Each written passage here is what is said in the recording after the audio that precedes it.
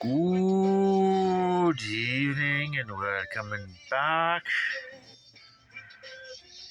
to a pretty busy Sunday. I was gonna say Saturday, but that was yesterday. But today was just as equally as busy as yesterday because lots of NFL games. We have no more undefeated teams. Now the Jets beat Philadelphia to hand them their first loss, and earlier in the day, Cleveland took out San Francisco to hand them their first loss. We still only have one winless team. That's Carolina. The Carolina Panthers, or should we call them the Carolina Pansies? I don't know. They're no good. Who would have thought the Jets would be 3-3? Then again, so are my Saints. Lost to I think Houston. Disappointing for them. So yeah, the Sunday nighter.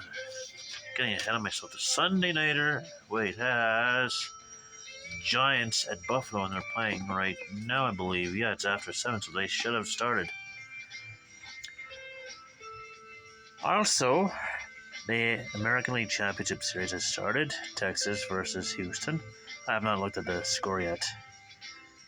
I'm kind of just been waffling towards having a nap, so I'm kind of like, yeah.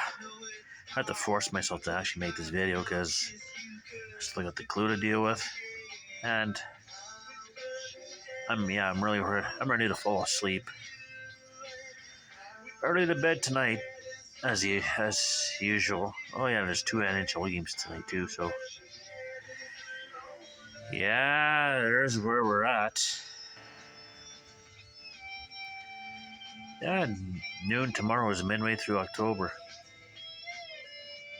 Yeah, that's happening, all right, big boys. Now, clue time. 1990's number 1 hits for 2000. Finishing off the double jeopardy round. Answer: Bills piled up for this female group in 1999. Question: Who is Destiny's Child? Wasn't Beyonce in that group? I think so. Maybe? Yes, I think so. Ugh.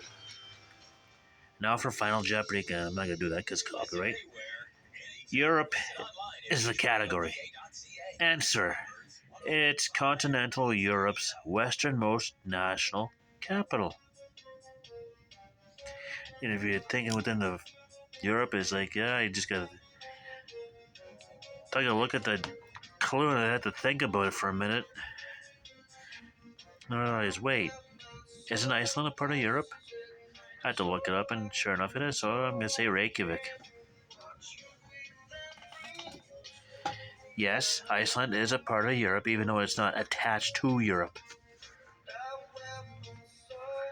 Of course, you gotta wonder about Greenland, though, because it's the property of Denmark.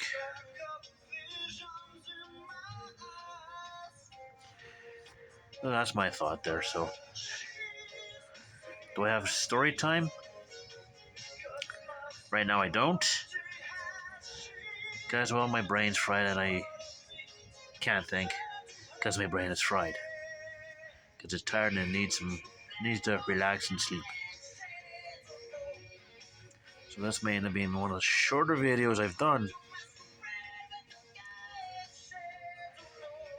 Oh, yes, I just remembered. I just thought of something. On this day in 1989, and I was at this game, Wayne Gretzky passes Gordie Howe on the all-time points list, scoring his 1,851st point with the LA Kings in I think it was a 5-4 win over Edmonton. It's 5-4. Gretzky ended up scoring the winner in overtime. Figure that out. Ties a game to break the record. It was late in the third. And then he ends up scoring the winner, and the fans just started booing. Not long after, they were cheering him because he broke the record. Figure that out. And went with my mom and sister, and my mom had this idea, let's get the hell out of here to beat the traffic. Why? Of course, 15 years old, he didn't really protest, but Still, it's like, why? Because I mean, I'm gonna beat the traffic. Oh, it's gonna happen anyway, so whether you like it or not. So yeah, that's what happened. We ended up got stuck leaving with her because she wanted to beat the traffic. And he ended up breaking the he turned the game on the radio. He ended up breaking the record while we were on the way home. Get home in time to see the Gretzky winning in overtime. It was on ITV then. Oh, when Global Edmonton was ITV. Bruce Buchanan with the play-by-play. Yeah, I remember Bruce Buchanan. Quite, yeah, he knew how to call a game.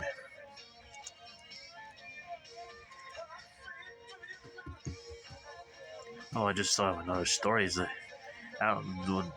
ITV lost their rights to cover the Oilers, broadcast the Oilers, and then CTV ended up taking over with CFR. And then Al Nagy did a play-by-play, and I thought he did a pretty good job.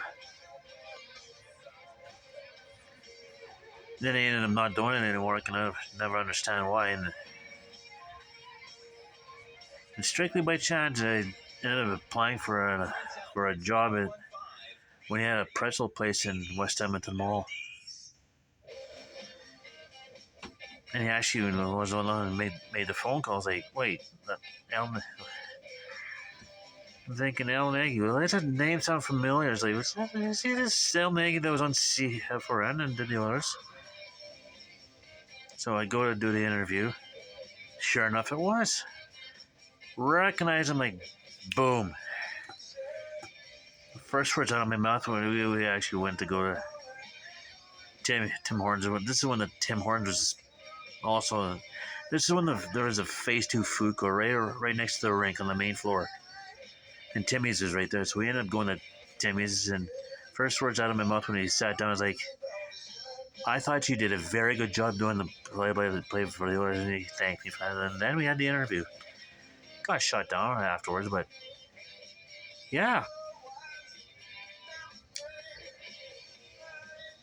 Never would have thought to meet a guy who was on TV that ended up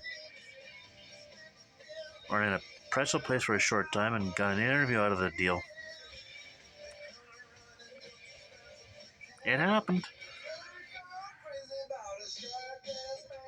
So there, a couple little stories. So there you go. So I'm going to call this a night. So in the meantime, and in between time, stay tuned for the next one.